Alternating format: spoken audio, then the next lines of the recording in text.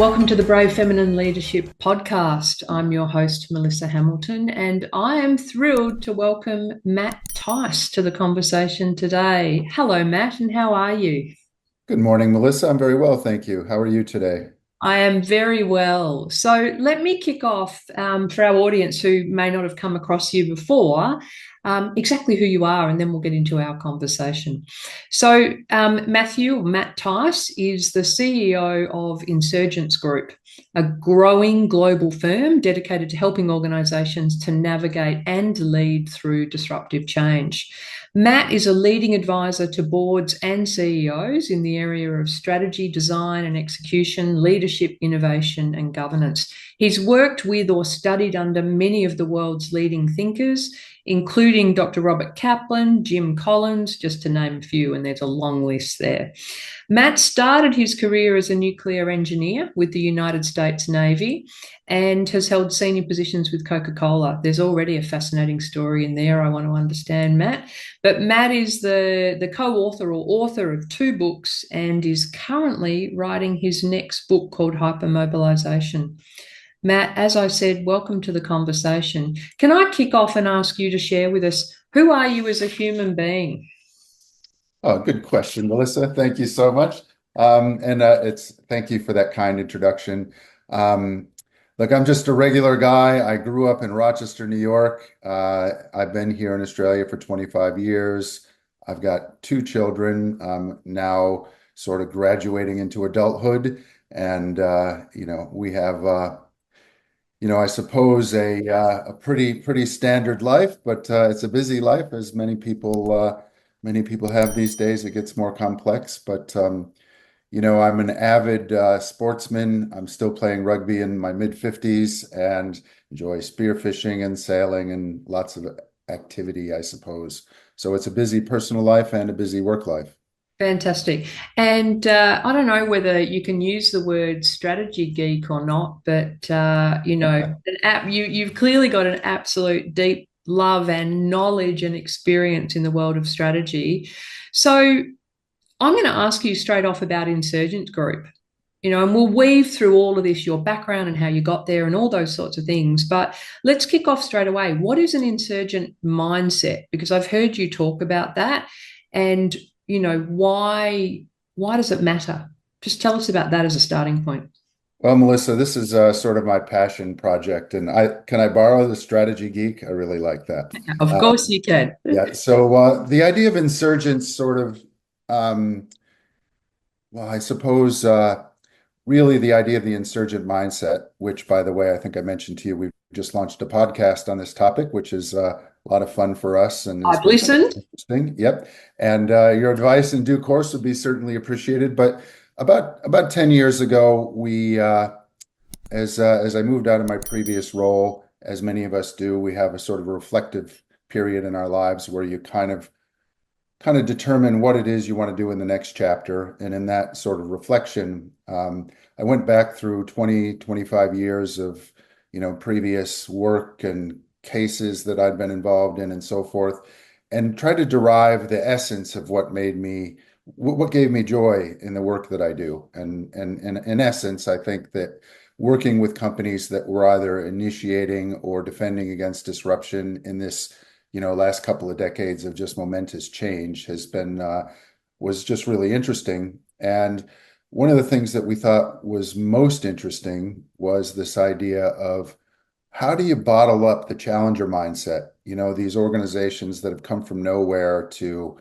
disrupt these established incumbents. And so we created a term for it, which is insurgents, and the encapsulation of what firms do in this environment to navigate this change, but most importantly, how leaders can sort of internalize these characteristics of the challenger, and in many cases use those characteristics and leadership styles and mindsets to fundamentally alter how firms compete. So you kind of think about the innovation competition almost, and that's kind of something I'm really interested in. And we have a lot of clients that we've worked with that have found these ideas really valuable.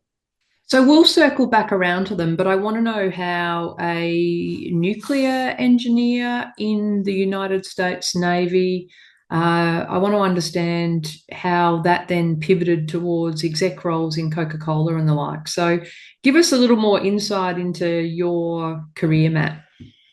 Well, I suppose there is a common thread, and I'll try to paint a picture for you of that thread. But really, the role with the Navy was my first role out of university, which was a very interesting role in a sense that you get big toys to play with and work with really smart people on big programs and so forth. And I suppose my discovery in that experience was that in that environment that young people get about as much rope as you can handle. So they basically give you big opportunities to work on important things. And if you're willing to sort of step forward and take responsibility, you can do big stuff at a young age, which I thought was great. And I sort of found myself in the role of troubleshooter, where we worked on difficult challenges, whether they be engineering challenges or management challenges, program management, and things like that, which I found really energizing. And back in those days, since I was an engineer and not a person of business, I suppose, I didn't have the perspective of this idea that you could make a living helping people troubleshoot their most difficult, challenging problems, which is the thread. So, my the experience that I had in the Navy was very formative in a sense that, and I should mention that I was a civilian nuclear engineer. I wasn't an officer. Okay. But the experience that I had in that role was one of taking initiative and trying things and working to improve and to shape the future of these programs. And then, I found myself in grad school and working at Coca-Cola somewhat simultaneously. And I also worked on several of these sorts of big problems at Coca-Cola, one related to brand marketing, one related to the factory system, and another one which was very financial in nature. And I just really enjoyed it. These projects, this sort of project work to solve some of these firms' biggest challenges. And then I come to understand that there's a whole profession dedicated to this kind of thing, which is how I ended up doing what I've been doing the last 30 years. Who knew? And you've Yeah. spent a lot of that. I mean, you haven't lived in the US for a long time, have you? You've been living internationally. That's right. I've been 25 years in Australia, and before that, I was in Singapore and briefly in Zurich. And the most recent city was Boston in the US, but it's been quite a long time. Been quite a long time. But I have been working globally from Sydney for most of that time. Most of that time. Okay. So I heard you joined a group of ours recently, and I heard you talk about the fact that, the strategy that people learn in business schools, mission, vision, value, all of those good sorts of things are built for a very stable world. And it's not the world we operate in anymore, hence insurgent mindset. What are the key leadership challenges for CEOs today? I mean, you deal with a lot. Yeah, I think there's four principal challenges, right? And in no particular order. I think that people are different. So the challenge of managing people, particularly through this generational change, as expectations of people have evolved, and certainly expectations of work have evolved. So just the art of leadership is different than it was perhaps when I was a bit younger in my career. So I think that's a principal challenge. I think the world that we live in is a world of disruption and complexity, which makes the role of a leader to place the big bets and to take big risks more and more challenging. You have to have a much wider field of view to be able to navigate all of this change. And I suppose you can't rely on things being the same tomorrow as they were yesterday. And that's always been the case, but the acceleration of the change is much more significant. I think the third thing is we used to compete in industries, and firms don't compete in industries anymore. If you're an accounting firm, you're just as likely to be competing with tech as you are the other guys down the street with their accounting shingle up, and that applies virtually across the whole economy.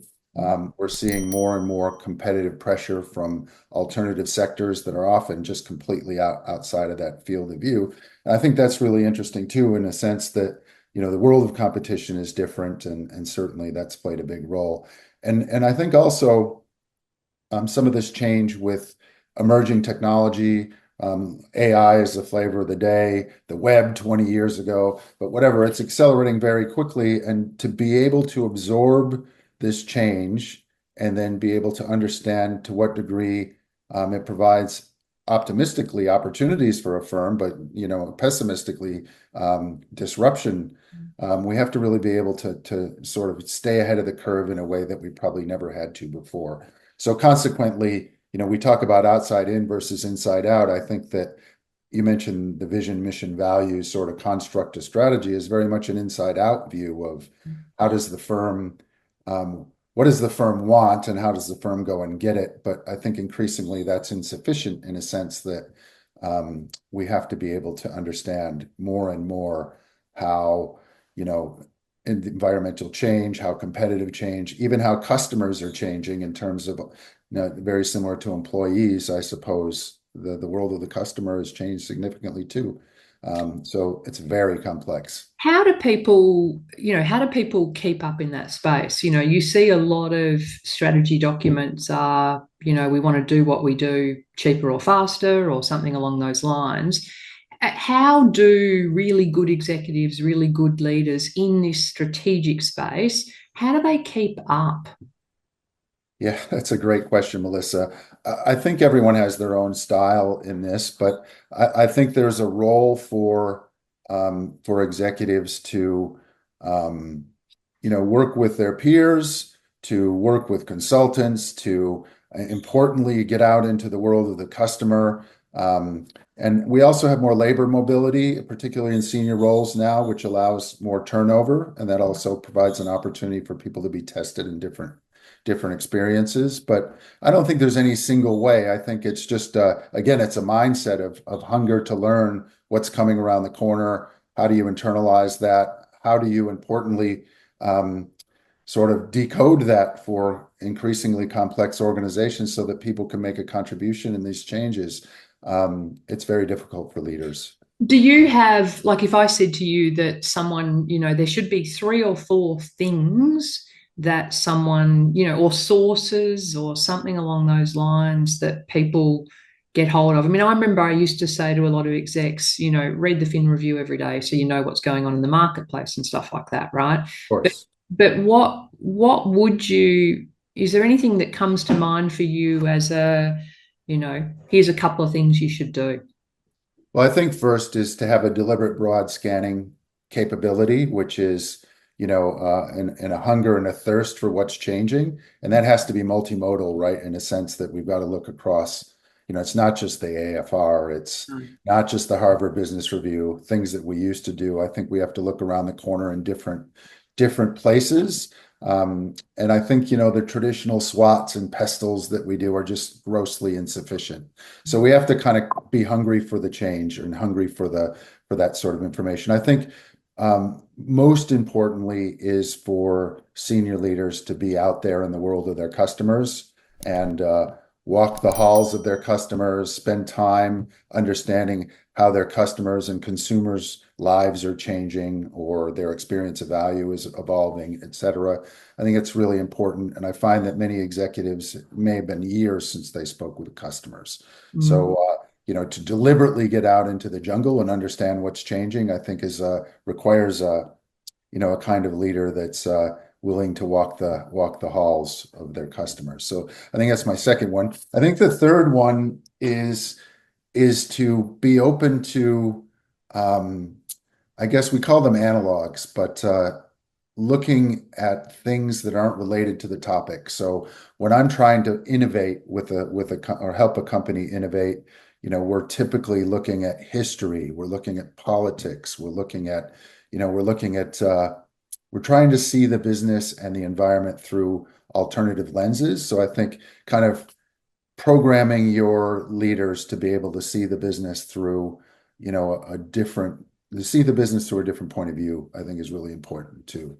So, all of these things require a discipline and intention that requires you to get out of your BAU role and sort of spend more time thinking about strategy and change and innovation in a way, rather than, or in addition to, the one-day leadership offsite that most firms do once a year with the board or whatever, and expect to be able to use that sort of limited insight to make big changes in their businesses.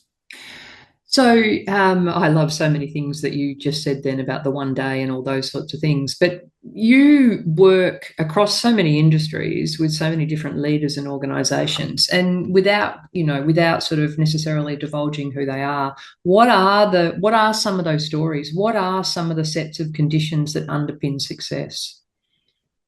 Well, okay, so yes, we do work across the economy, and that's always been quite deliberate. Like I said before, I think if you're pigeonholed into a particular industry, before long you become blueprinted to that industry and unable to see outside the patterns that sort of exist in a particular industry. So we find it really helpful to be able to draw inspiration and innovation from alternative viewpoints across different industry parts of the economy. So that's really important.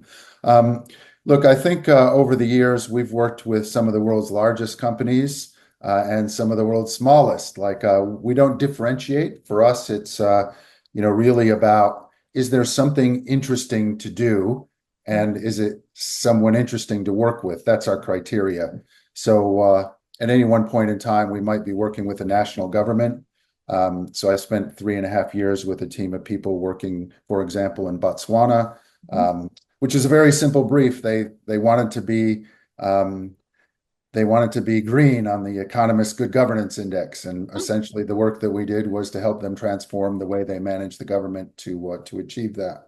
Over the years, we've worked with some of the big telcos like Bell Canada, for example, to help them navigate through the change that came through 20 years ago in terms of digital. And it's been a pattern all the way through, just working with firms to help them create better strategy and bring innovation together with strategy to ideally initiate significant change in their sectors to their own competitive advantage. So what we do is, I'll work with one of our smallest clients is doing some really interesting work in creating products to help people with sleep apnea, right? It's very interesting. It's very fun. Client's a great guy. Really enjoy working with him. But most firms wouldn't pay any attention to that.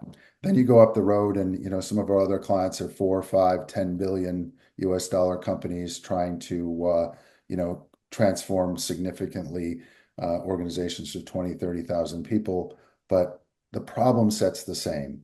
How do we navigate change and disruption, and how do we do that in a way that's advantageous to us?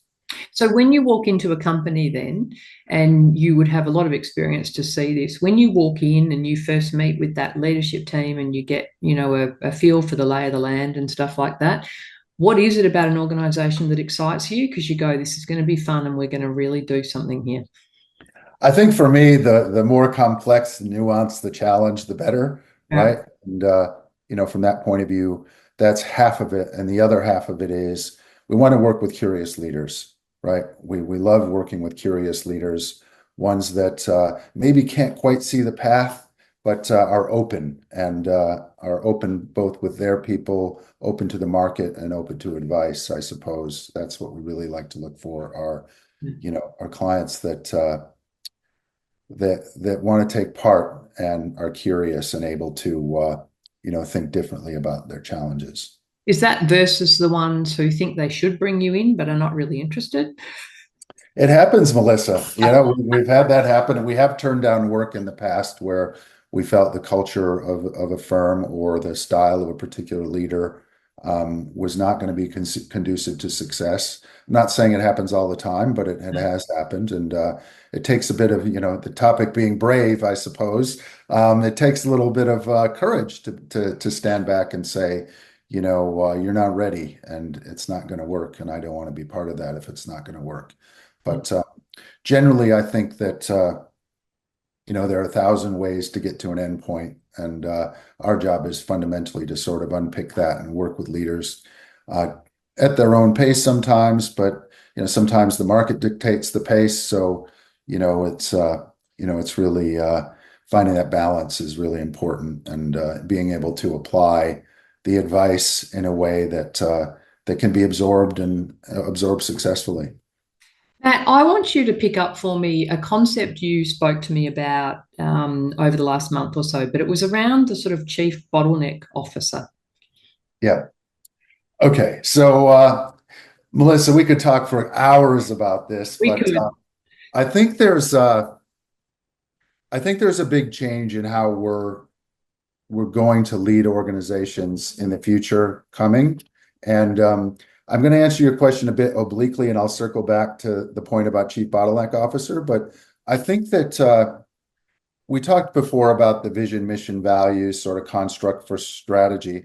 There's a corollary to that, which is the vertical pyramid style of managing and organizing firms, okay, which is largely built around this command and control structure that was inherited a couple generations ago by our forefathers and mothers who came out of the First World War I and then World War II, the military command and control structure. Yes. Now, the way I think about that is that structure is efficient in a relatively stable environment. Okay, so obviously the core idea there is to maximize the functional efficiency of thousands or hundreds of roles to kind of somehow come together to achieve some set of outcomes and report up to a CEO. Yes. And I think that's increasingly obsolete. And you look at how particularly Silicon Valley works, which is these companies are aimed like an arrow to their customers, to the market, to the consumer.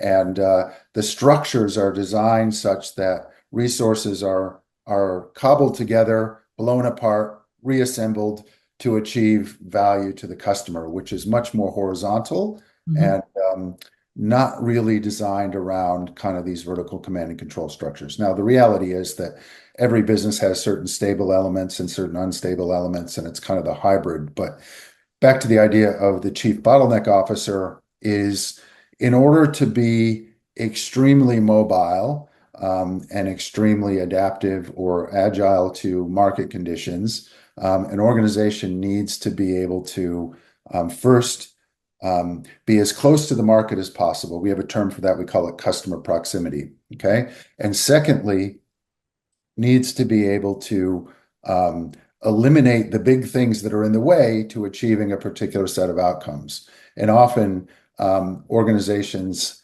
are their own worst enemy in this sense, because they create their own bottlenecks or constraints, are largely unaware of them. And I think the insight for me is that the more mature leaders understand this implicitly, but for those that don't understand it implicitly, they can build this muscle, which is the role of the board and the senior management should be to remove the obstacles to creating value for customers. But that requires an awareness of where those obstacles are. It requires methodologies such as theory of constraints to be able to work through that. It also requires, again, a mindset that I report to you. You don't, I report to the customer. We all report to the customer. Yeah. And sort of removing the obstacles to creating that value or the experience of value for those customers is paramount. So to me, it's really important. It's a big idea. It's an important idea. And, I think that's something we really need to work on. That's a very different skill set of leaders going into the future then, isn't it? Well, it's sort of the old manager versus leader. So what does the leader of the future look like? The leader of the future, I think, looks more like a servant to the customer and the organization than a manager, in essence, where we have to decentralize more leadership and make it much more market proximate, if you will, so that we can make decisions at the what's the word I'm looking for? At the frontier of the company and the customer. We need to be able to push those decisions out so that we can be much more responsive to the market in market units, in certain geographies and so forth. And that command and control model ends up being way too slow. Yeah. So you're pushing a lot more of the delegation closer to the customer, right? I prefer empowerment than Yes. delegation, because delegation to me is, a power model that starts with the CEO and then is sort of propagated down through the ranks. Yep. I think empowering market units to read the market, understand what their customers need, and then tailor solutions or create solutions to those needs is a much more effective way to deal with that, right? So it is a new skill set for many managers. Matt, a lot of our audience, largely senior professional females, and I hear all the time that they have received feedback about not being strategic enough. What do you think someone is saying when someone says you're not strategic enough? What do you think they are saying? Because I think this is the first challenge. I can't begin to guess what people are saying when they say that, but I say it all the time, right? And I can tell you what I'm thinking, right? And what I'm thinking is that, typically not being strategic enough is not understanding the role of a firm in terms of how it positions relative to the market, the competition, the customer, and so forth, but playing and running your own game, which is largely about how the organization deploys its resources through a budgeting exercise, for example. So, I would say that without any hesitation that most leaders, men and women, spend 98% of their time in the business, on the business, and 2% of their time thinking through how the firm navigates the market and the environment, right? So not being strategic enough at the start, just right out of the gate, is really not having that mindset to carve away both the time and mental resource to be able to really understand how we position in the market, how we evolve with our customers, how we deal with technology change, et cetera, et cetera. We tend to be very transactional as leaders, and not being strategic enough is, I think the way I think about that is not having that field of view and not understanding how the system works in terms of how the firm interacts with the market. Amazing. So, okay, my final question I ask everyone, Matt, is around Brave Feminine Leadership, which is the name of the podcast itself. So, what does that mean to you? Do you think it needs to change? I'm sorry, Melissa. Can you Brave rephrase the Feminine question? Leadership. Yeah, I understand that part of it. Yeah, What is it? what needs to What does it change? mean to you? What does it mean to you? Okay. And do you think it needs to change? Well, let's start with what it means to me. So first, congratulations on this podcast, and thank you for having me on, and also for our team at ADHD Australia. I know they really enjoyed working with you as well. So look, to me, brave feminine leadership or great feminine leadership is really all about confidence.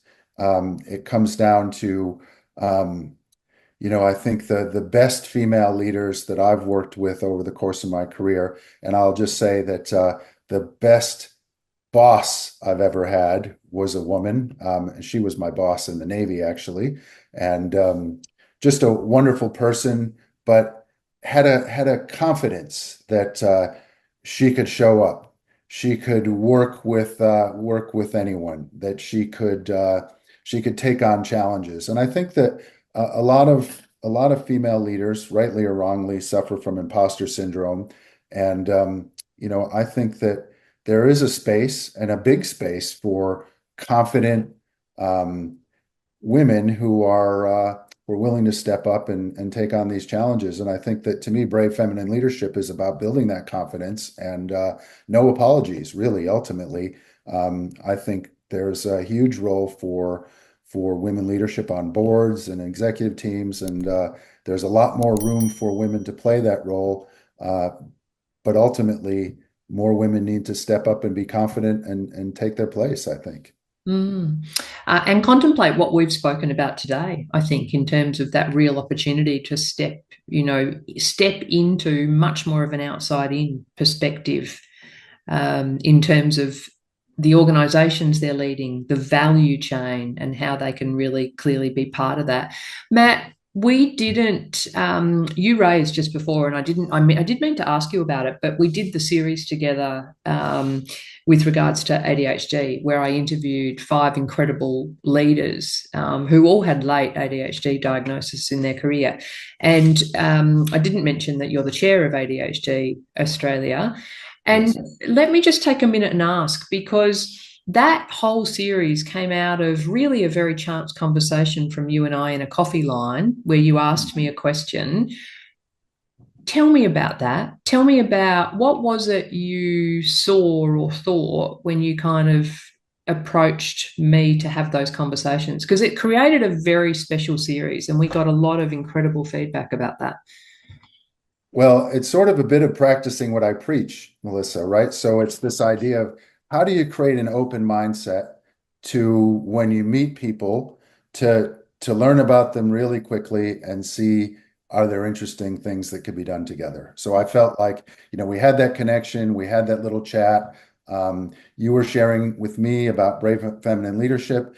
And, in the back of my mind, I was thinking, well, I think there's a really interesting story to be told here about women and ADHD in particular. But, and of course, we have a female CEO who's her name is Melissa Hamilton. She's terrific. Melissa Webster. Sorry, Melissa Webster. She's terrific, right? We actually just sent her off to the US this week to join the CHAD conference in Anaheim, California, which I can't wait to hear what you have to say about. So, I guess it's that openness is like, how can I bring others' perspectives into the work that I'm doing, whether that be on the boards I'm on or with clients or within Insurgence Group or whatever. And it's just that outside in perspective that I work really hard to try to cultivate. And, I have these conversations with people all the time, and you never know where they're going to go. And if you have that openness, you can discover interesting new territory, I think, almost every time. Matt, I love that. And I think in that final part of the conversation, you've wrapped up and demonstrated far more than any of our words could have, that outside in perspective beautifully in terms of that curious looking for opportunities. Thank you so much for being part of our conversation. It's wonderful to have you join me, Matt. Thank you for having me, Melissa. And I think, I look forward to connecting in the future, and certainly perhaps we can have you come and join our podcast at some point. Love to. And I love, just to encourage listeners that Matt's new podcast, which you've called Insurgence, haven't you? The Insurgent Mindset. The Insurgent Mindset. So go and have a listen to the Insurgent Mindset. So I've listened to the first couple of episodes because it's relatively new at this stage. And I think it's a fantastic opportunity for people to go and get curious and just listen to. At this stage, I've only heard a couple, which was you and a colleague talking, but some fantastic examples of an insurgent mindset. So congratulations, Matt, on the launch. Fabulous. Thanks very much. We're still working out the bugs, but I'm excited about it, and we've had a lot of great feedback and some constructive feedback too, which is terrific. Good. Everyone's always looking for that. Thanks, Matt. Have a wonderful day. Absolutely. Thank you for having me, and we look forward to seeing you soon.